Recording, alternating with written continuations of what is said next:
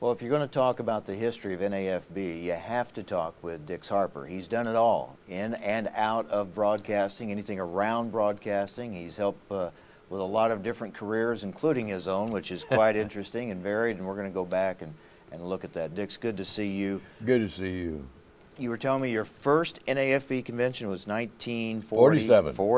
Yeah. Tell me about it. Well, I had been working with Chuck Wooster that summer, and Chuck was actually, he was running for office, I believe. I think that was the year he was elected vice president. And Chuck said, you ought to come to the convention. He said, I'll have a room for you. So I managed to, I think I took a train to Chicago from Iowa State. And I was so impressed. They were meeting, most of the meetings were in the lower tower at the old Stevens Hotel, and the upper towers where they ate and had their banquets. And I had so much fun and met so many interesting people, I called my wife and said, I'm going to stay another night. I'd only planned to stay one day. So that was my first convention. They were debating raising the dues from, I think it was $5 to $10, and there were a lot of guys opposed to that. And of course, a lot of people said the original Farm Broadcasters Organization, which was called RFD then, Radio Farm Directors, was really a social club that met during the International Livestock Show and the National 4-H Club Congress. And it was kind of that way, but eventually, 1956, when I was Secretary-Treasurer of the association, and John McDonald was the president, we incorporated the association in Nashville, Tennessee. And of course, as we changed names of the organization, the papers have had to be redone. We're still in Tennessee.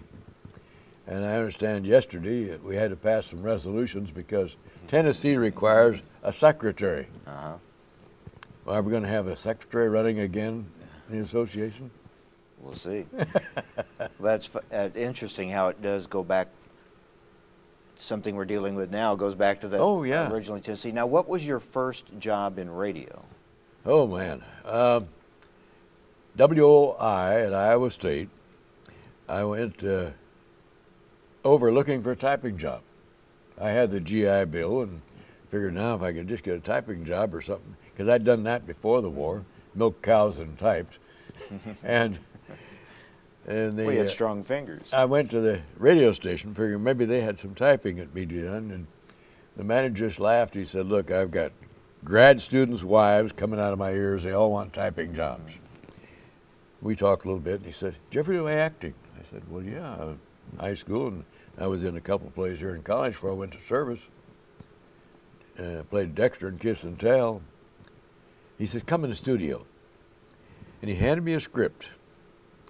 They have a children's serial. They used to run at 5:15 to 5:30. And they were doing Uncle Remus. And they were looking for somebody to be Uncle Remus. So I made up a voice. And that night at 5:15, I went on the air for the first time playing Uncle Remus in a children's serial. Now, that was not a paying job, but they soon found out that I was a major in ag education and I had certain ag economics courses. So Cap Bentley asked me to help out with the market news. And then by spring quarter, the news director said, you live here, don't you? Yeah. Well, you won't be going home then during spring vacation. I said, no. So you can do news. So I became a newsman. Then Dale Williams was the farm broadcaster, worked the extension service, and I began to help him. Pretty soon I was working 8 hours a day at the station and going to college too. Wow. By then they started paying me a whole 50 cents an hour. And then the next summer I was awarded the first WMT Farm Radio Scholarship by Chuck Wooster. So I went over to Cedar Rapids, worked with Chuck and Warren Kester, and trying to remember, Eddie Bowman was our weatherman. And we had a lot of learning experiences there. Fortunately, or unfortunately, I had been in the 4-H pig club business, and I've been a state champion and trip to Club Congress and whatnot. And Chuck sent me to interview a girl down in Ottumwa who was the first International Farm Youth Exchange. She had been in pig club, and they'd had a flood because the river at Ottumwa frequently floods, and their whole farm had been flooded, and her sow was about to farrow. So she put the sow in a rowboat and put the sow in the haymow, and the pigs were farrowed in the haymow.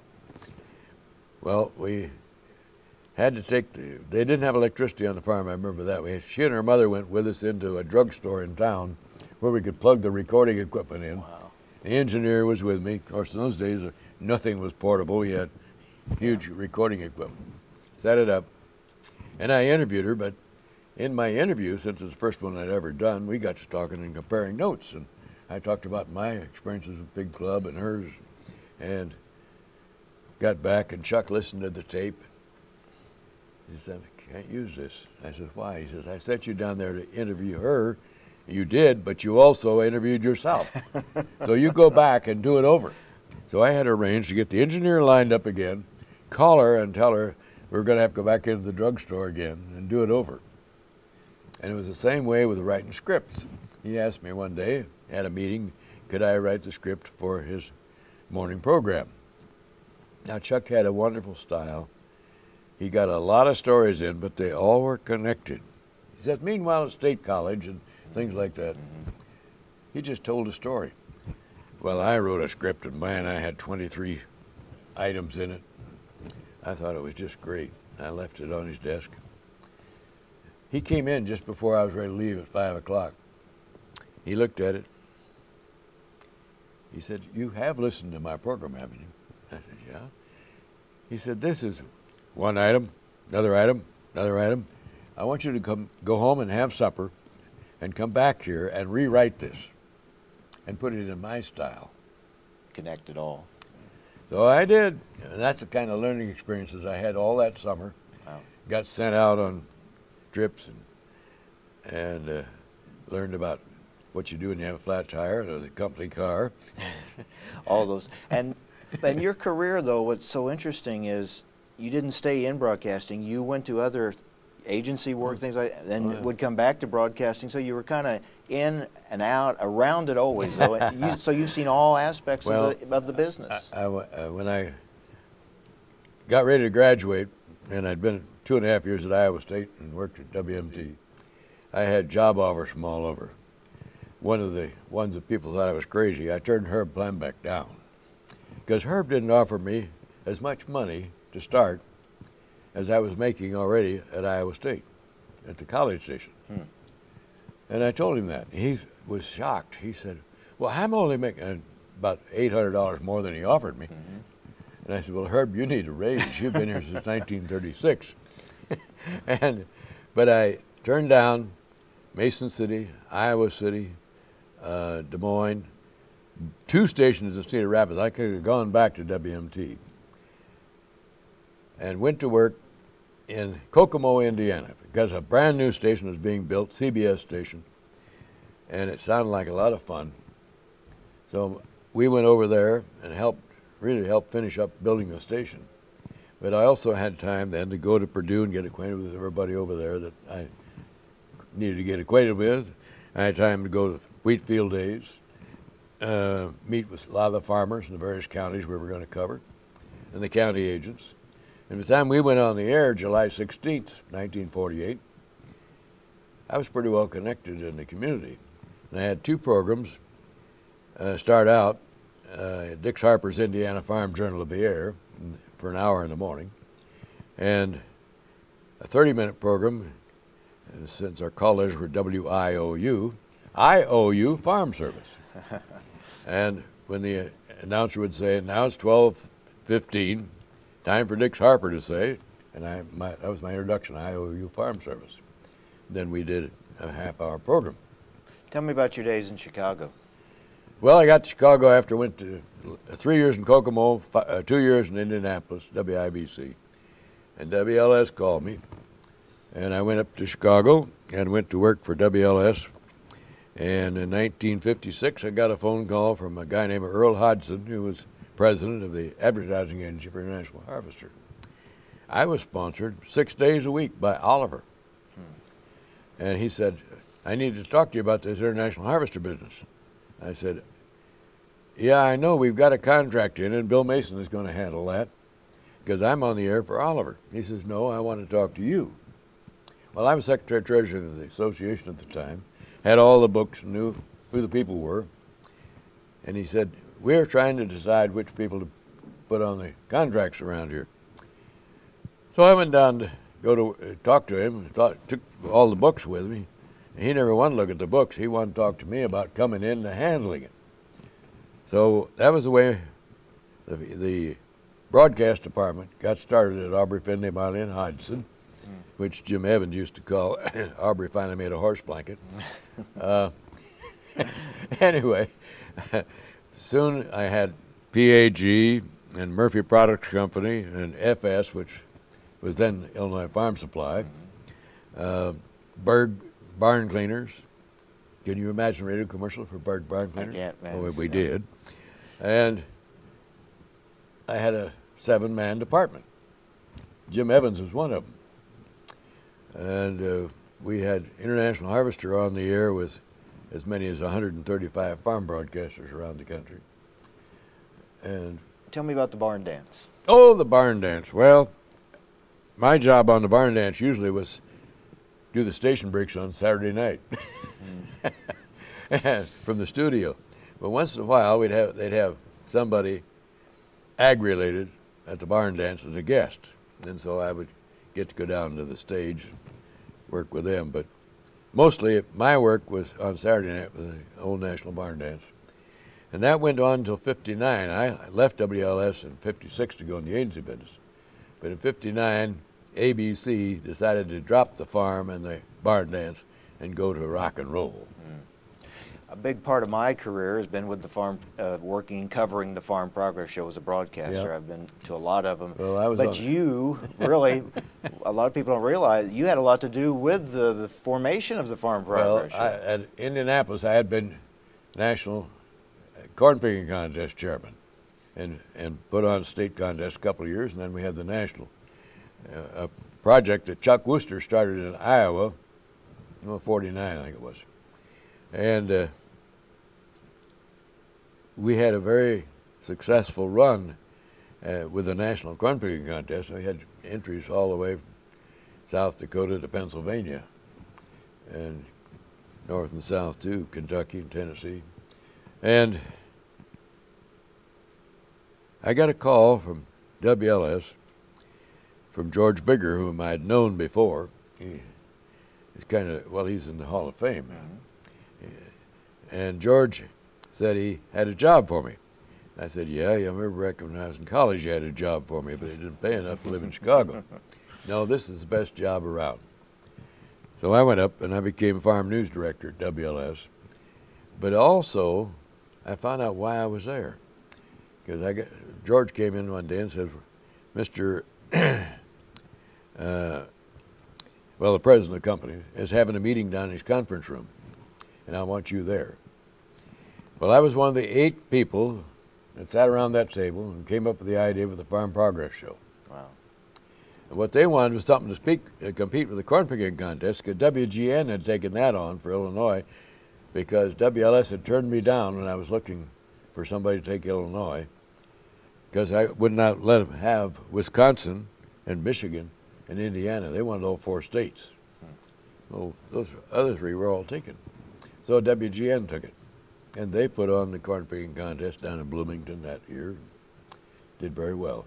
And the Farm Progress Show's done very well. Well, it sure has, but it has grown.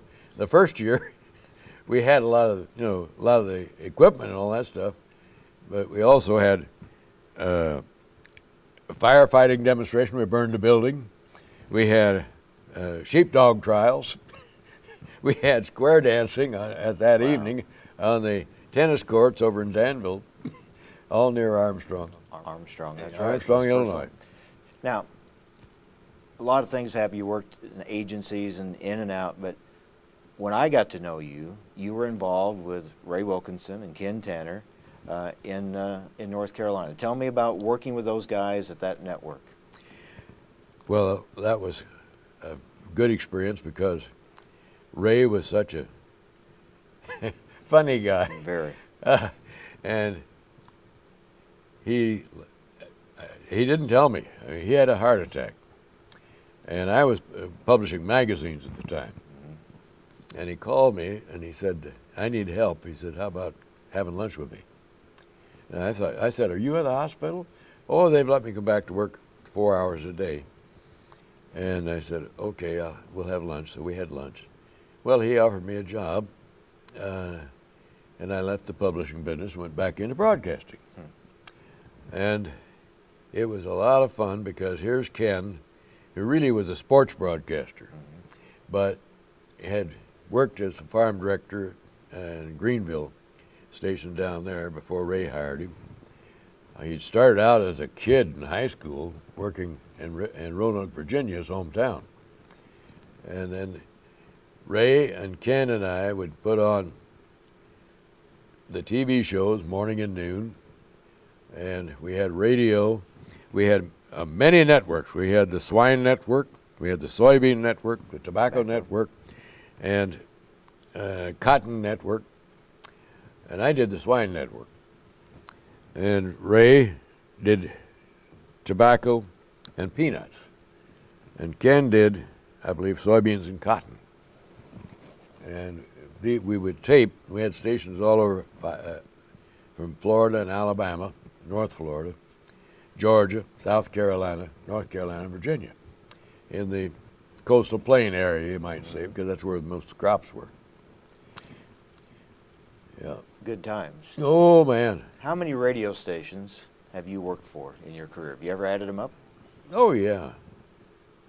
Yeah, I've worked 1, 2, 3, 4, 5 in the first career.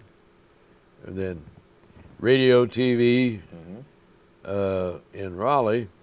And then we had 29 stations I fed live at noon every day. I don't know. You're past president. You were a historian for a long time. You're a Hall of Famer. The Meritorious Service Award is named after you. Yeah, that was. I told John. And you even won the Meritorious Service Award before they named it well, after you. way back in '59. I told John Vasatek last night, even though he was kind of speechless at first, but he did a fine job. I said, you made a much better speech than I did back in '59, because I was so shocked when my name was called. And on the way back, after I'd been up at the podium and they'd presented me the plaque, my wife says, that was not your best speech. always the toughest critic is your wife. You've done it all in this business. You've seen almost all the history of this organization. What has NAFB meant to you? Oh, boy. Opportunity to meet so many wonderful people and to serve them. That was the idea of service. But one time I thought about becoming a pastor. And a pastor advised me against that. And he said, don't do it unless you absolutely have to. He was not a real happy pastor at the time. He had been, shall I say, demoted. They had taken him out of a big church in Des Moines and moved him out to a country church, and he was not happy. But anyway, I was engaged to his daughter at the time. Oh. Then I thought about, and I was trained to be a teacher, ag teacher. But I got into radio while I was doing that. And, of course, I had also been a farm manager back. I was labeled the youngest farm manager in the United States when I was 17, because I went to work for the Vice President Montgomery Ward to build a hog herd for him. And we had a Duroc herd that did very well. We had the premier herd at Wisconsin State Fair and Grand Champion Sow, and had a couple of sales while I worked for him. Then I made the mistake of saving $185 and buying a 1932 Ford, and so I thought, I can go to college now. Wow. What stands out to you? I mean, you've talked to so many people, you've interviewed so many, I'm sure, big names, as well as, you know, people that you maybe, you know, the kids and so many people along the way. You've covered events. Anything really stand out to you? A big event, a big interview, anything in particular? Yeah. What's that? Miss America, 1949. Hard to forget that, yeah. She was at the 4-H Club Congress, sponsored by Firestone. And it was revealed there that she had been a 4-H girl. Well, I wanted to interview her, and I didn't have the equipment, but WJR always had a mobile unit set up outside the hotel. They let me use their equipment, cut the big old platter, and the Firestone guy who was her chaperone, and Miss America, Jackie Mercer, and my wife all went down this thing, and I got Jackie in there, and she talked about, she was from Arizona, from Goodyear, or Goodrich, or whatever it is, just outside of Phoenix a little ways. Her dad was superintendent of the schools there. She had won the Arizona contest. The JCs didn't have enough money to buy her gowns and everything, so she made gowns that she wore in the contest as a 4-H project. She chopped cotton to raise money to go to Atlantic City. Wow. And Jackie was not very tall. She was about 5 or 5'1", I think. Anyway, she had quite a story, and I knew I was getting it when I looked up, and my wife, the Firestone guy, and the engineer all had tears streaming down their cheeks. I knew I had a tape, or a disc. WKY Oklahoma City asked to borrow it first. Then it went to CBS Network, and then Voice of America. It was used all over. And my saddest moment, maybe, was when we got a flood and ruined that disc, that platter. Because we were gone. 2 weeks later, I came back, it was covered with mold, and I didn't know how to clean it off. Well, you have to be amazed at the technology changes you've seen over the years. My first tape recorder was a brush. It was a big box. Weighed 85 pounds. Portable. Portable, yeah. I can remember walking up on a porch of a place in Peru, Indiana, to interview a guy who was raising a new kind of walnut. And he had a Great Dane. I didn't know that. I rang the doorbell, the door opened, and out came the Great Dane, and I'm carrying this tape recorder.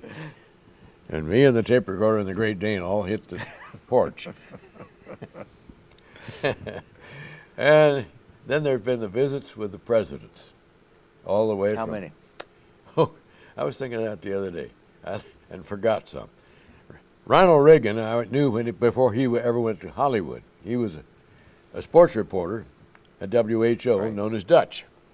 And I saw him in his crystal studio at the State Fairgrounds recreate a Chicago Cubs baseball game, reading a ticker tape and with sound effects. And then there was Harry Truman. And Harry Truman, a lot of us made the same mistake. We all went to Governor Dewey's farm at Paulding, New York. In fact, half of NAFB, I think, was there. And we had a great time. They showed us around. And Dewey tried to impress us, but he made several mistakes. I think the worst one was he wore Adler elevator shoes because he was short. And you didn't wear them around a cow barn, but that's what he was doing. And we had a great day there. Evelyn McDonald showed up, and that was the first woman that had been there, and she made a speech about how bad the schools were in eastern Tennessee and the mountains.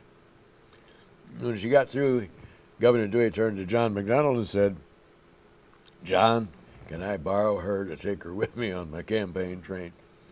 But anyway, at the same time we were up there, Herb Blambeck had the plowing matches in Iowa, and Harry Truman gave his famous Give 'em Hell speech. And that night, after I got back from Paulding, New York, my dad called me, and he'd been there. He said, "You went to the wrong candidate." I said, "Why?" He said, "This guy Truman really made a speech." Well, I didn't know how close it was, until I was working on the election returns that night. And at midnight, they told me I better go home and get some sleep before I signed on again at 5 o'clock, or 5:30.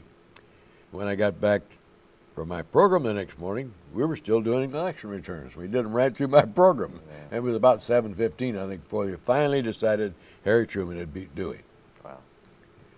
And then Truman came to Kokomo, and we had our WIOU microphone up on the back of the train where he was making his speech. And afterward, he got off and he was shaking hands. There were no Secret Service people around in those days for the candidates. And they were all around the back of the train. All of a sudden, the train started to back up slowly. And Truman personally was pushing people out of the tracks. Get away, back, they're backing the train up. Well, the next year, I was at the White House. Brannon introduced us as who we were and where we were from. And when he got to me, Truman says, WIOU. That's where we almost backed over the people with the train. He remembered. Oh, yeah. And then the next year we had, he was talking about the squirrels on the White House lawn, and he was talking about the letter he had written to a music critic because he didn't find favor with his daughter. Right. And he said, Jack Jackson, he said, Jack, you're from Texas. Did you ever drive a span of mules? Jack said, no, sir, I've driven a team, but not a span. Truman says, well, I have, but I know the language. Served him well, dealing with those in Washington, I guess, over the years. I think the last one I really got acquainted with George Bush, H.W. Bush, because I had him here at the convention that year. That's right. We need to wrap it up. Oh, I know. The stories can go on and on. Oh, yeah. But thank you. You've touched a lot of careers, including mine, and helped so many of us. Thank you so much, Dix. Well, thank you. Take care. It's been real fun. Dix Harper, Hall of Famer, NAFB.